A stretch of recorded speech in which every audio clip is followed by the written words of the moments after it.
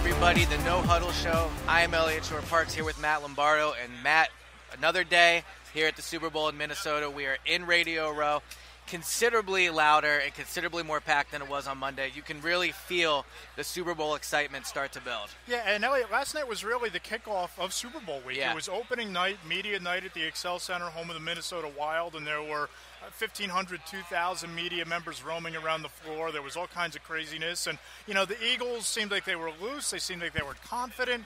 But I think that this is the day where they start to get down to business and start to fine-tune the game plan and prep work for Sunday night. And we're definitely going to get into media night a ton, because one of my big takeaways, and I'll get more in depth with this later, is just the difference between the Eagles and the Patriots. Yep. I mean, that hour with the Patriots was like pulling teeth. It was so boring. The Eagles took the stage, and things really livened up. So we'll talk about that. Exciting episode for you guys today. Yesterday we had Pete Prisco on. Today we got two more guests for you, and we've already recorded them, and I think they were absolutely fantastic. The nuggets we had, the stories, it was awesome. So you spoke with Brian Mitchell, obviously former Eagle and an analyst now, and I spoke with Adam Caplan, one of the best NFL insiders, extremely close to the Eagles.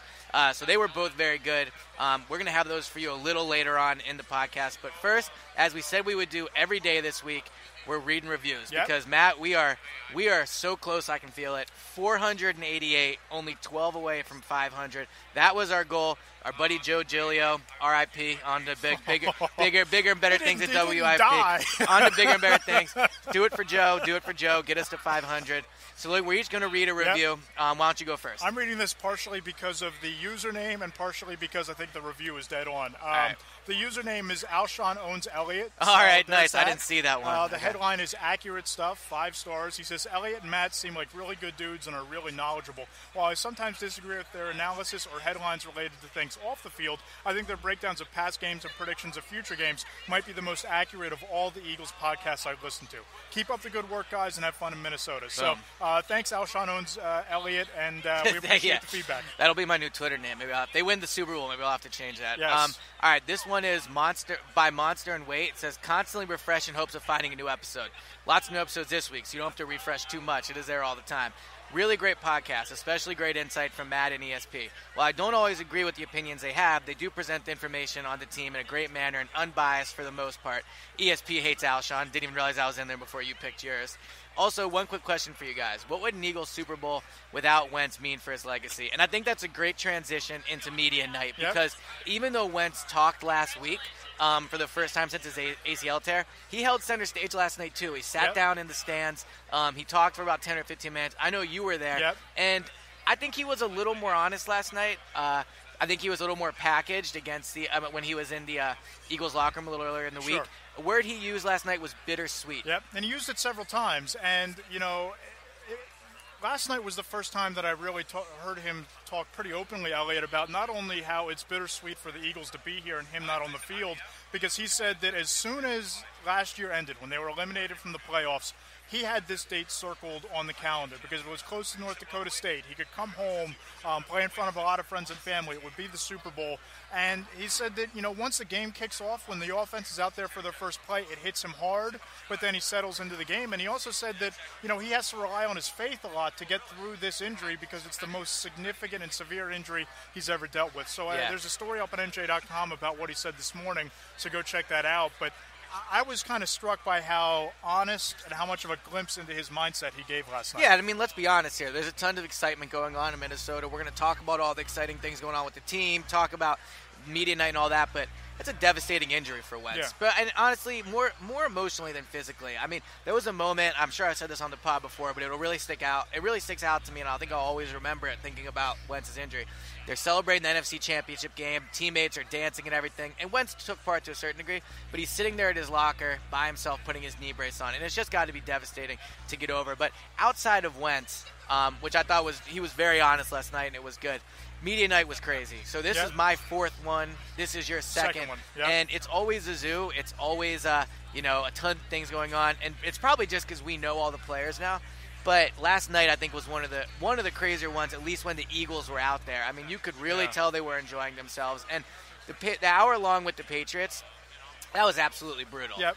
They don't say anything at all. They All their answers are prepackaged. They won't rock the boat at all. They weren't even really having fun. I saw robotic, and they've been here before. This isn't their first rodeo, and I think that we all talk about how the Eagles and this underdog mentality and how aggressive they are is a direct reflection of Doug Peterson as a head coach. The Patriots have really taken on Bill Belichick's personality and mentality. It's do your job, it's focus, and they're one of the more buttoned-up organizations in sports. Last night, there were obviously some crazy reporters there, and one of them asks, I think it was Malcolm Brown of the Patriots, to dance, and he just flat-out refused.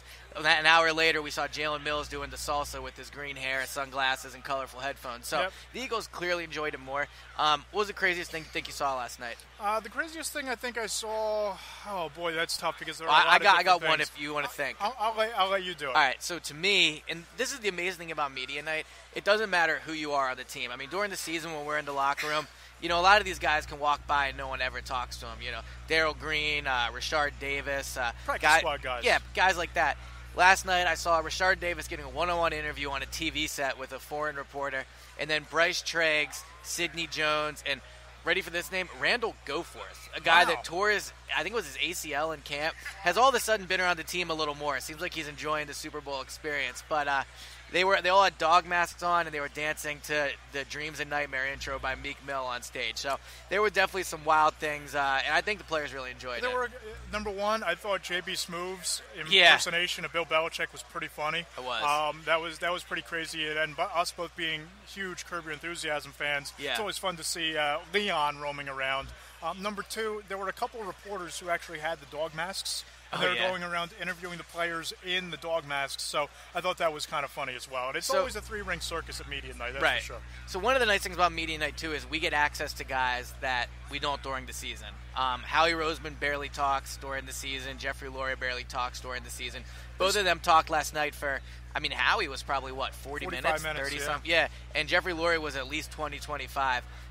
You spent time with Howie. I was on the Jeffrey Lurie beat. What were your main takeaways from Howie? And to me, from the times I walked by and the brief moments I was there, really seemed like he was enjoying his victory lap here in Minnesota. Yeah, see, I think that it obviously means a lot that he was able to build a team that got here, but he went out of his way to say this isn't a victory lap, this isn't vindication. Right. If anything, it's vindication for the city of Philadelphia. I thought that Howie came across as a guy who learned a lot from that year where he was on the business side. And I used to think it was kind of hokey when he talked about speaking to GMs from the English Premier League or from the NBA and how they've kind of adopted their philosophies in building teams with depth and around young up-and-coming players.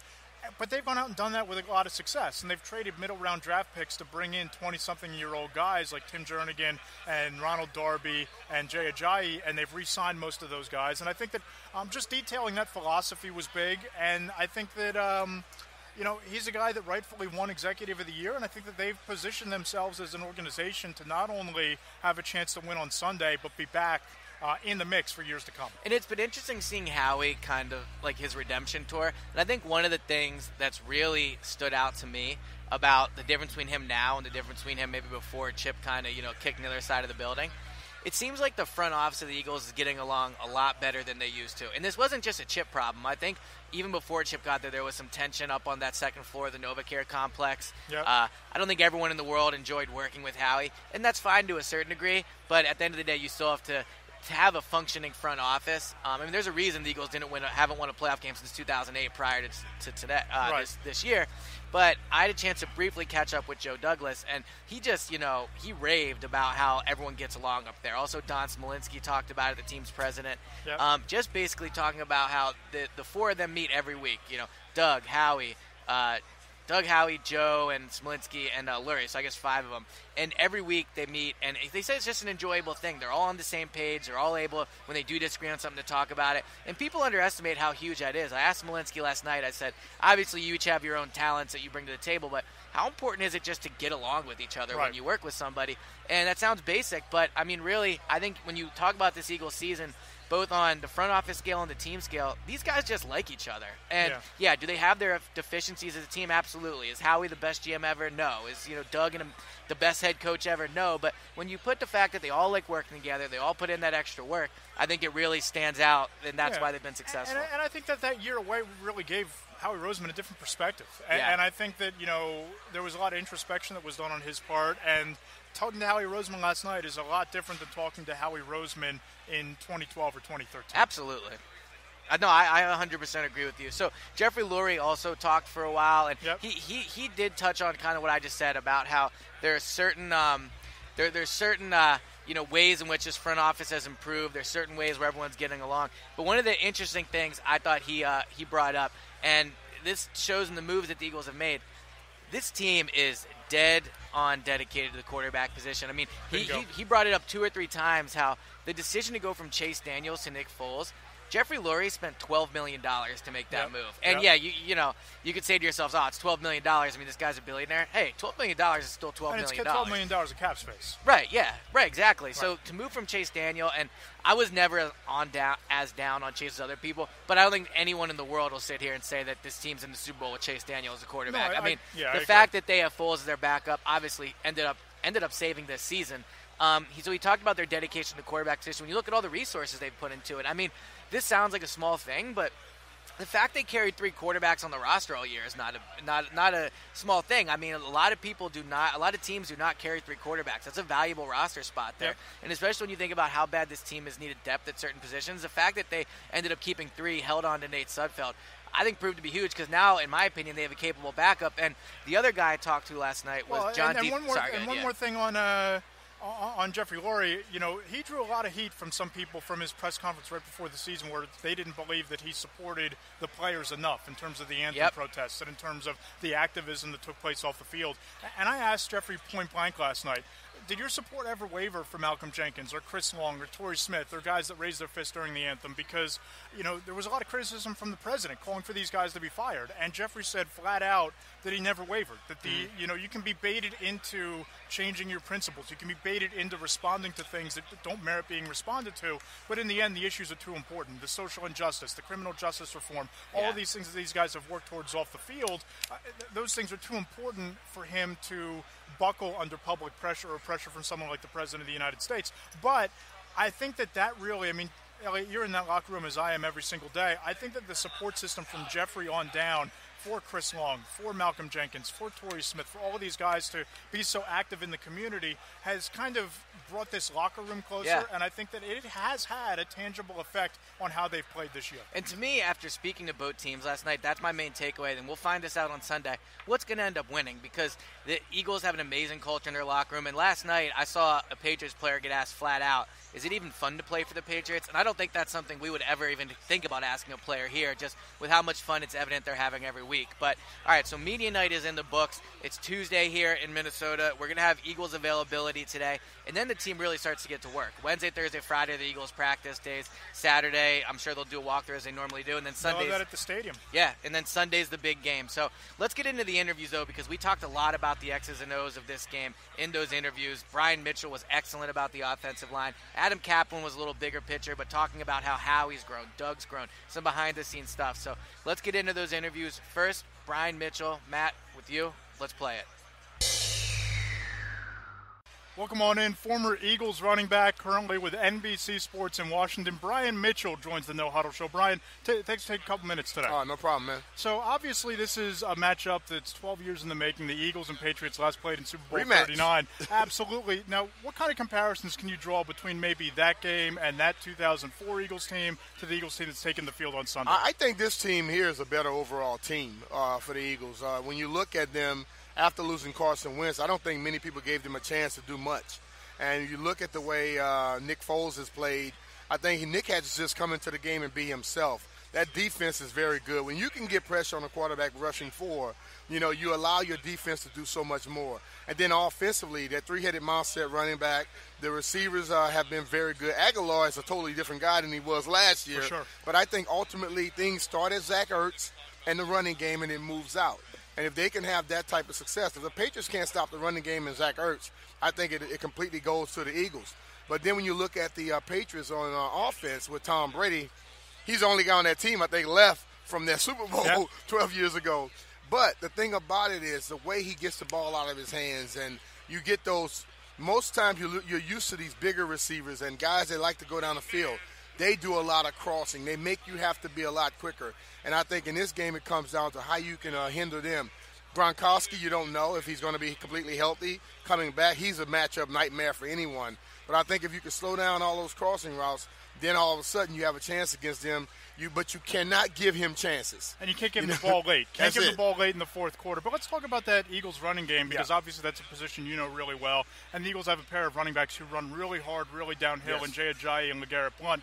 How much does that help an offense, particularly late in the game, when you have two really bruising, explosive running backs in the backfield? And we saw Ajayi had 54 yards against the Falcons. LeGarrette Blount had a big game against the Vikings in the title game. But just having those kind of running backs and having two of them, how much does that help an offense? It helps an offense tremendously. I compare it to a heavyweight championship fight.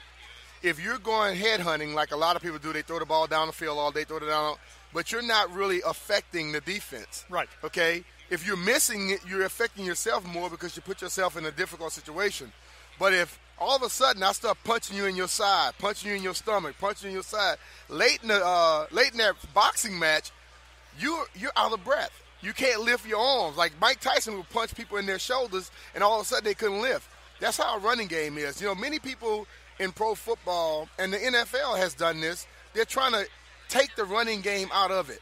Right. But I think the teams that run the football, even the Patriots, they don't seem to be a running team, but they run the ball effectively. Hell, LeGarrette Blount had 21 touchdowns last year with them. Yep. So he understands the way that they play the game, too. I just think that it's like hitting body blows. It's hitting a team with body blows, and all of a sudden you slow them down from doing what they like to do.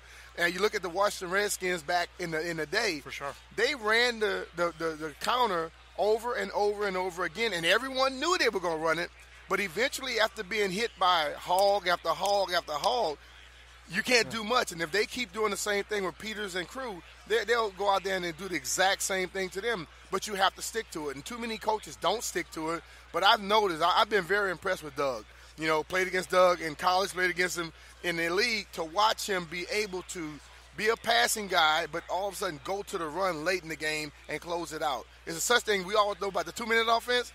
There's a thing called a 4-minute offense. If you're up on the team, you don't throw the football to give the other team a chance. You pound them into the cement and make sure you win it. There you go. And you brought up the hogs and the offensive lines that you ran behind with the Redskins. And I think the Eagles have a fighter's chance of winning this game, not only because of the defensive line, but I think they have the best offensive line in football with Lane Johnson and Jason Kelsey and Brandon Brooks. Even Stefan Wisniewski has really turned it around. But as a running back, what's it like running behind a line that you know is going to dominate the line of scrimmage from gun to gun? It's comfort. It's very much comfort because the thing about it is, a running back, any running back that's worth his value, if they leave one guy for you, you should be able to beat that guy or at least get four yards for him. And I think that's what they're doing. Those guys are coming down here. They don't get hit until 2 yards across the line of scrimmage, sometimes 3-4 yards. I can remember playing in a game here in Minnesota with the Redskins, and they were coming to the line telling the guys what play we were going to run. And there was nothing they could do about it. So I think that's the situation that you have to be in. When your offensive line is blowing people off the football, a running back loves that because running backs just want to get started.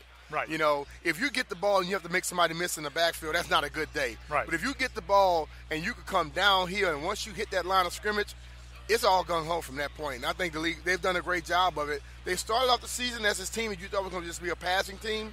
But like I said, Doug has stuck to that run and kept it going. And you brought up Doug, and, you know, I think not only was he a Coach of the Year candidate, but I'm really looking forward to the chess match between Doug Peterson and Bill Belichick because, I mean, you talk about Doug. It's that malleable play calling. If a team stops the run, he's going to throw over them. If they have a top secondary, he's going to run it down their throats. And he sticks with aggressiveness. He had that flea flicker on the first drive of the third quarter, up 24-7 last week. So just your thoughts on that coaching matchup with Belichick against Peterson, because my thoughts are, you know, this is a guy who's aggressive to a fault. He's going to stay aggressive, and that's what you have to do against Belichick and the Patriots. See, the thing about it, Bill Belichick is going to be hard for me to say anybody's better than him because of what he's done. But what I'll say is this. What has made Bill Belichick so good is that Bill Belichick and his team, they do what they do best no matter what you do.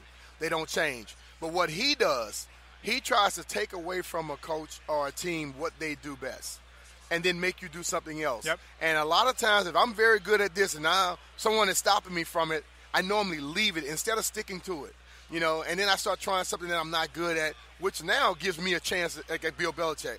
I think what Doug has done this year, like you said, he's been aggressive. He's unconventional. For sure. He go for 4th down and 1, 4th and 5, and he goes for it often, and he was getting like 70% of them, I think, at one point. 17 or 18 conversions throughout the course of the year. So what you need, if he sticks to that gun, what he'll do is now put a little confusion in the head, because Belichick is going by percentages and what the stats tell him. And if the stats tells him that he may go for it at any time, he doesn't have a game plan for it. And I think that thing has helped Doug out tremendously, and hopefully he stays that way throughout his whole career. Because, like when you're young, when I was young, I tell people I jumped off the roof of my house. As I got older, I started to say, well, I could break this bone, that bone. I shied away from it.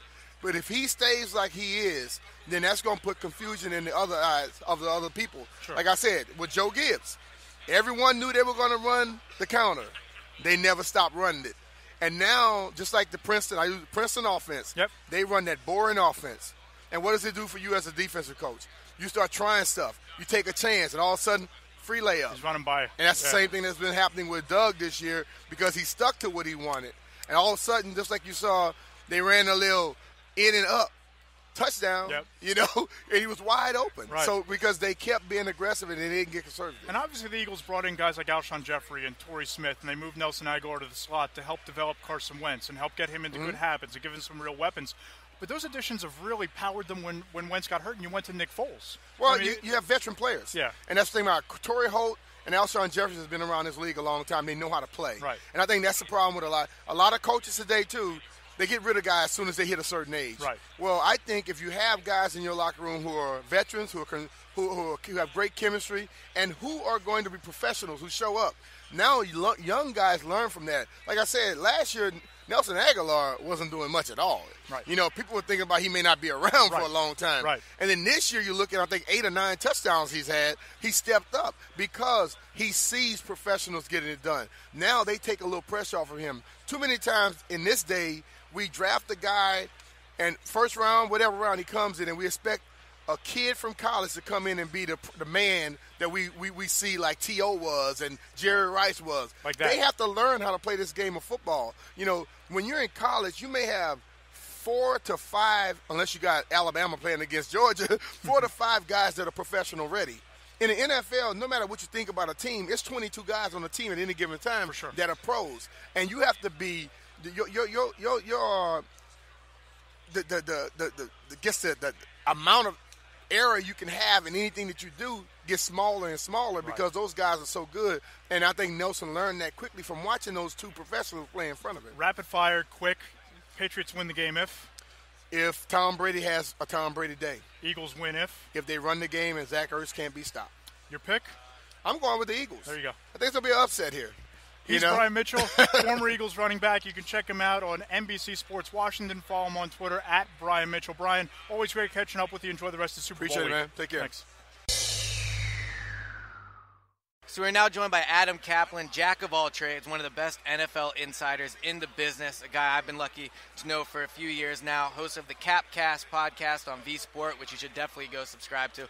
Adam, how you doing? Guys, good to talk to you. This is my 16th Super Bowl. I remember my first one. I'll tell you what, the weather was great. It was in San Diego. The game was not. Little different here. Yeah, it is. And this is a truly unique experience, just to give people an idea. Mm-hmm. We're inside. We're in the middle of the Mall of America, the biggest mall in the country. We're literally in the middle of the food court. Yeah. So for the first time ever at the Super Bowl, I am not going to complain about eating.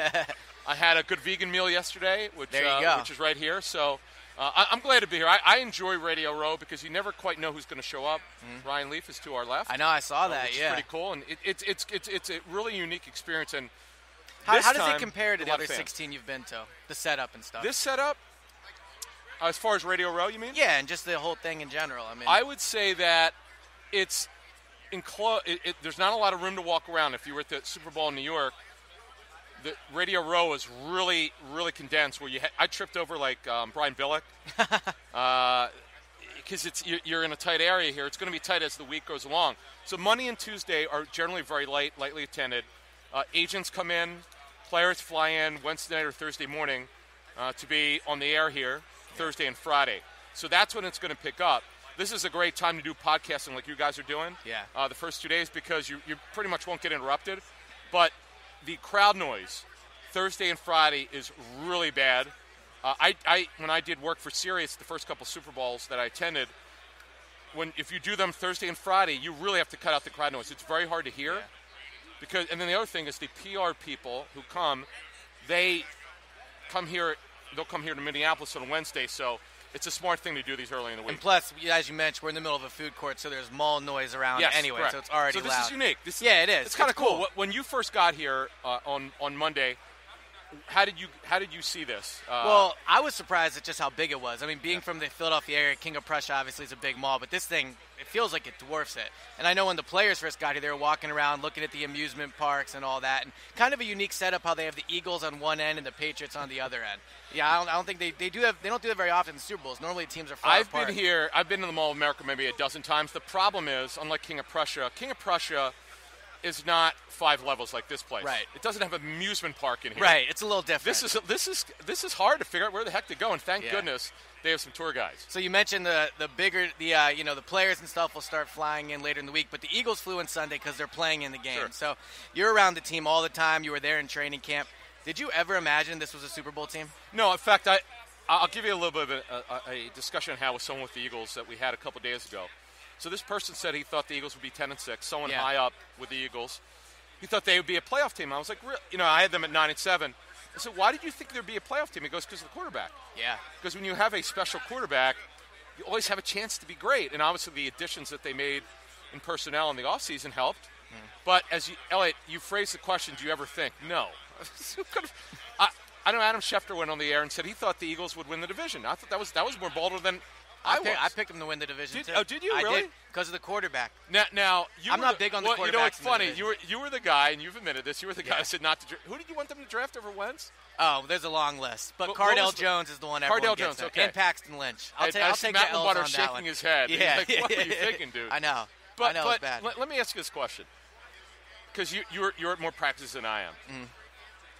Did you notice there were some things that I picked up going to OTAs that I had not seen from Wentz before, where I said, okay, he's probably going to be ready to make a jump. What did you see in the offseason from this kid? To me, the two things I really noticed were, one, his accuracy really improved. I think last year he on my book he got an A simply because you're grading him on a rookie scale. But if you're looking at him on a franchise guy, I think this offseason he improved his accuracy over the middle with number one. But number two, I think he was just far smarter with the ball. I track every training camp stat, every throw during training camp. I know it's sick, but I do it. Do you have a life? Not outside of this, yeah, but no, I think he only threw like 3 interceptions all of training camp. Is that right? And we're talking Wow. like 200-something attempts. So, I mean, he had a monster training camp, and I think he was just smarter with the ball. Last year was a little more reckless. You saw it this year, too. Even the interceptions he had, a lot of them were tip passes, which he does hold some blame for. But those are the two areas where I really thought he would take the jump. And back to the division, I think when you have the best quarterback, you have a really good chance to win every year, and the Eagles had the best quarterback this year. See, I also think coaching is a big thing here. Mm-hmm. I don't think he's this good without the great coaching that he's getting. And Interesting. I talk about this in my podcast this week. The willingness of the head coach to be fearless as a play caller, you look no better than with Nick Foles. I mean, are you kidding me with some of those throws that he dialed up? Yeah. You don't do that unless you believe in your quarterback. And I think the fearlessness from the head coach, which nobody saw. And one of the interesting things is I found this week being in Minnesota, you would think, I mean, obviously Bill Belichick, maybe the best head coach of all time, clear mismatch. People don't talk about it that way. The respect that Doug has. I remember when Doug's first training camp, and you know the Eagles beat. I mean, it's huge, like all joking all the time. We were joking if Doug would have more career touchdown passes, which was like 12, or career wins as a head coach. And now in his second year, he might just very well win the Super Bowl. So it's amazing how people view him so differently now than they did 2 years ago. Eliot, I don't think I've ever seen – this is my 19th year of covering the National Football League. I can't remember a head coach who made a jump from year 1 to 2. He was 7-9 his first year. The command issue was real. If you don't know that, if you don't think so, you obviously haven't talked to the right people. Mm-hmm. This is going to be an issue for him. And I don't know this. I'm just going to throw something out there. I feel strongly either the owner sat him down or either Howie Roseman sat him down. Someone sat him down and said, stop trying to be friends with the players. You're talking about Doug now. Yeah, we're talking about Doug Peterson. Yeah, okay. Something happened because I pointed this out at at Doug's press gathering, the breakfast at the owners' meetings. I'd never heard Doug speak the way that he did before, the command, and He was not trying to give out a lot of information to the media like the year before where he was just a fountain. He couldn't stop talking. That's the crazy Something thing. Something happened. So our good friend Mark Eckel, who, has covered the team for a long time, he had said that, Doug, his rookie year as a head coach, was one of the worst people he's seen at the podium because he's honest to a fault. And that's not what you want to be as a head coach. But I agree, this year, I think he's way more command up at the podium. He really uses it to send a message. And I think when you talk about why this team is so good, yes, the quarterback, but I do think Doug has really kind of instilled a confidence in them, and I think he's kind of done that by being more of a leader and a ruler, if that makes sense. Now, I do want to say this when you look at Doug. Sometimes we overjudge. You talked about press conferences. Mm-hmm. Sometimes we judge command by how he commands a press conference. If we've learned anything, we probably, as in the media, whether you're an analyst or reporter or writer, you need to stop doing that. Yeah. Because I think I made the mistake of overjudging Doug on, look, every once in a while he's going to say something and you go, what world is he talking about? Yeah. He's clearly not, like, the explanation of the 4th and 8. Right. That was completely absurd. By the way, he was wrong on that. Okay. I disagree, but that's for another podcast. But I actually have went out to get some information from other teams on that, on what their analytics look like. There was nothing that would sell you on that to do that play. Uh-huh. But other than that, really this season, I just can't disagree with anything he said. He just and the players will tell you, as someone told me privately, they respect him so much. And as one player said to me, and I've used this all season, we know where the line is with Doug. We don't cross it. I'm going to give you an example. And Michael Silva wrote a lot about this, actually, but I'll give you the real story on this. All right. So a couple weeks ago, I think it was leading up to the Minnesota game 2 weeks ago, Doug went off on everyone. Something happened, I think. There might have been a fumble practice. It was a bad play, and Doug went off. You could read it in Michael's story, but I'll give you the greater context. He was so put off by the lack of effort in that one play, he went after his coaches and his players. He said, "What do you know? I don't like have exactly what he said, but I'm paraphrasing. He was so pissed off." So for these people who think that Doug doesn't get angry, you clearly have not been talking to the right people. Yeah, he doesn't. It's the first time he's yelled at players and whatever. But this is really the first time where he just lost it. And so to think like he's not this happy-go-lucky shucks guy, I think you really need to take a step back and really look at who Doug is. The guy played the game. Mm-hmm. Like, you don't think Andy Reid went off? Right. I was at you guys, I don't think were you covering Michael Vick? I was at the tail end of it in a way. Okay. Well, yeah, with Chip. Yeah. I'm gonna okay, not with Andy. So, but you weren't covering Michael Vick in his first year. No. So Michael Vick gets out of jail, okay? His first practice with the Eagles. I'm standing on the sideline. As you know, Andy would let us watch all practice until he kicked us out. But this was actually the first practice in training camp, I guess. Yes, because they signed him during the preseason. So Vic ran the wrong play. So Andy goes, I'm paraphrasing. I do remember it. I do remember because I was standing like right next to the coaches. He goes, if you think this bleep would have worked in Atlanta, it ain't bleeping going to work here. Wow. And I've never. That's the first time I'd ever seen Andy really go after a player. But he did it for an example. But what Doug did a couple weeks ago was not by example. It just bothered the hell out of him as the next player. So yes, he's got command. So we talked about Wentz. We talked about Doug. Howie Roseman, a guy that 2 years ago was essentially fired because of Chip took reassigned. Over. Yeah, reassigned. Right. The job he's done, I think, has been almost nothing short of amazing. My question for you is, though, how much do you think is Howie and how much do you think is Joe Douglas?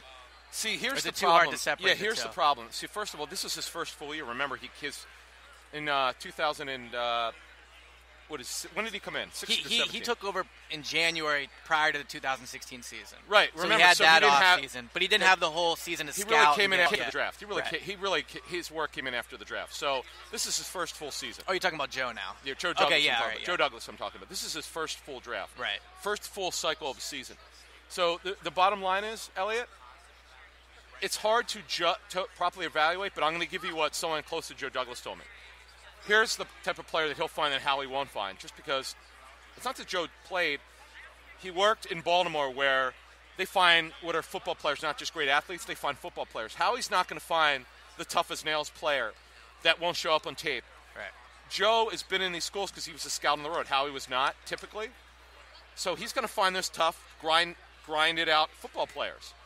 It's not just Timmy Jernigan, who's been a great trade. Obviously, Joe Douglas knew him. Right. from Baltimore. He might find Corey Clement. He might find the player that Howie might not have seen on tape. Yeah. It's just because he's got the better instincts as a scout. But Howie's ability, and by the way, if you talk to anyone who's worked with Howie, he's actually a pretty good evaluator. Yeah, that is something you hear when you talk. No one talks about it, and I think if we're giving Howie proper credit, and I'll give you another thing that Howie's really good at. It's the moves you don't make. So, at one point during free agency, I thought that a deal. I know from talking to sources around the league, it looked like Michael Kendricks could be shipped off to the Niners. Well, it's the moves you don't make. Right. Whether it's Howie didn't get what he wanted, or he saw the depth at linebacker was bad. For whatever reason, he decided not to do it.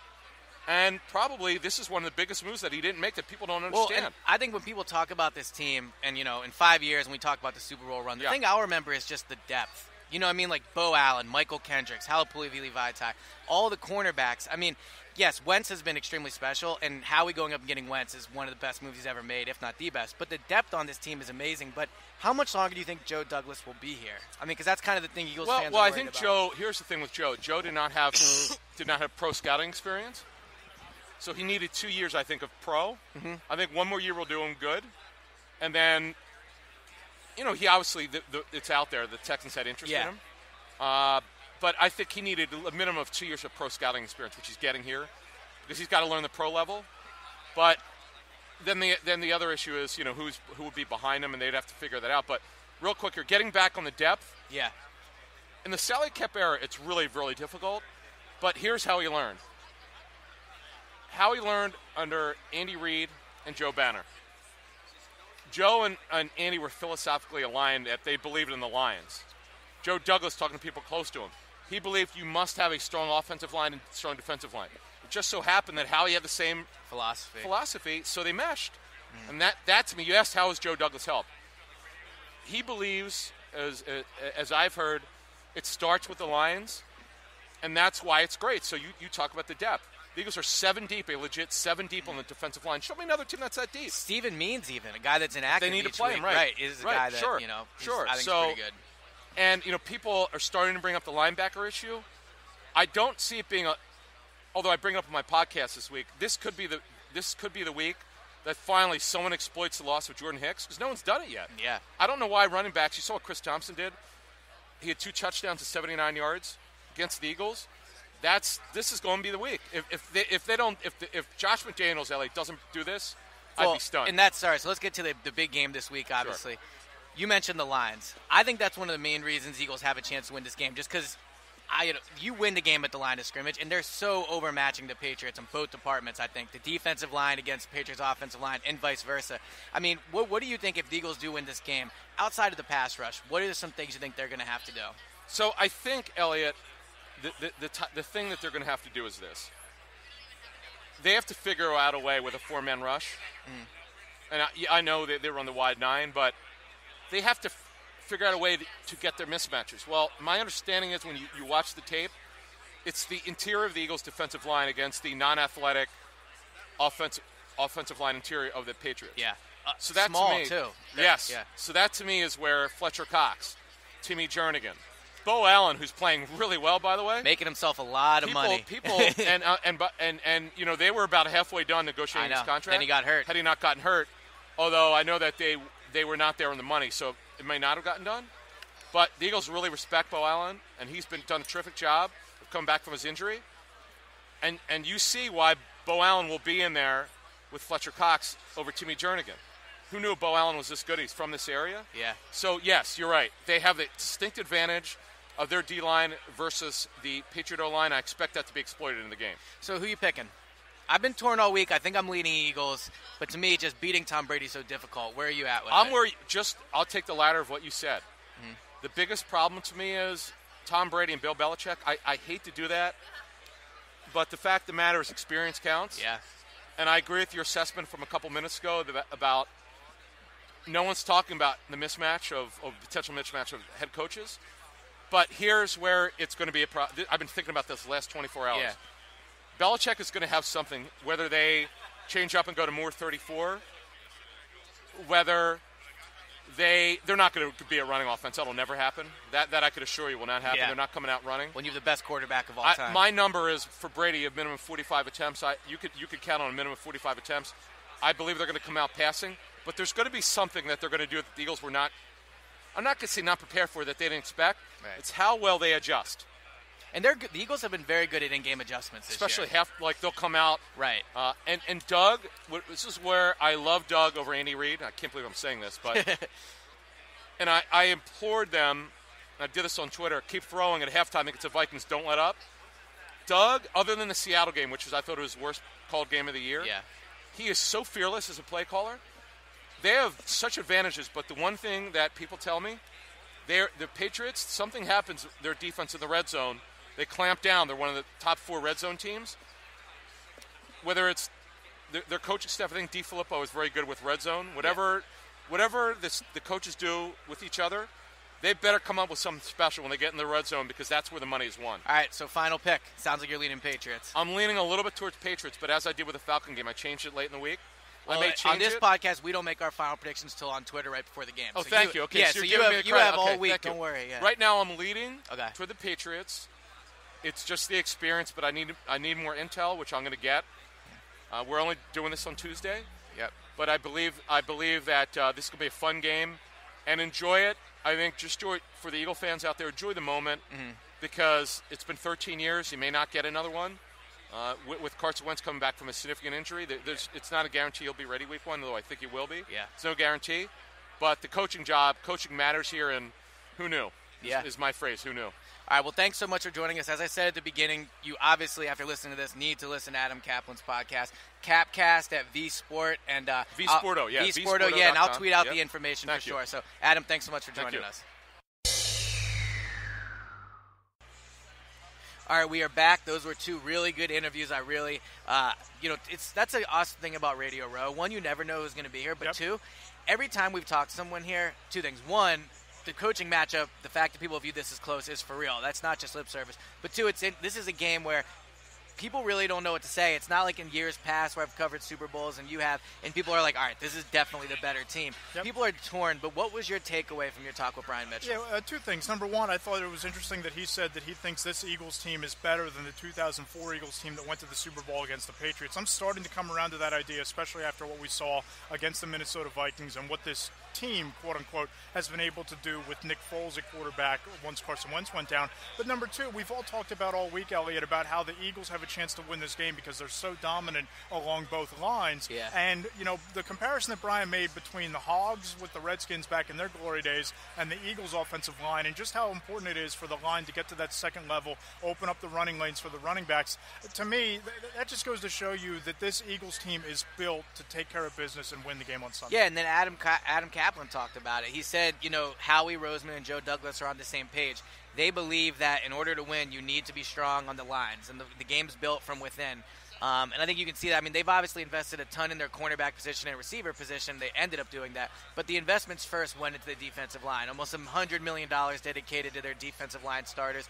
Lane Johnson, big money contract. Jason Peters, big money contract. Holding on to Jason Kelsey. But then they ended up doing stuff on the outside. But they believe on building from the lines. And my takeaway from Kaplan was kind of what we talked about at the beginning of the podcast. Yep. But has it been a perfect transition into power for all these guys? No. But it takes time to get to know each other, to begin to work together. And it seems like they're really all on the same page. And I think that bodes well for this offseason because, yes, there's a game to be played between now and the offseason. They got a lot of tough decisions coming up this offseason. Cap decisions, draft pick decisions, not a ton of picks. What are they going to do with Nick Foles? I mean, that's something we'll probably debate for weeks here on the podcast. Sure. And it'll be interesting what they end up doing. But, all right, so we're going to wrap this up because we have a busy day here on Tuesday. We're going to stick around Radio Row for a little bit longer, try to get you guys some more interviews, which we'll post later in the week if we can.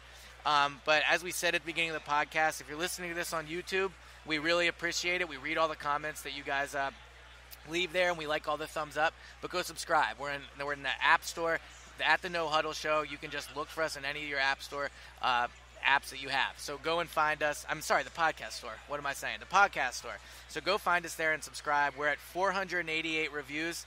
Matt, we're going to do this. We're going to get there by Sunday. We might get there by Friday. We might. I think we will. All right, so thanks, everyone, for listening, and we'll talk to you on Wednesday.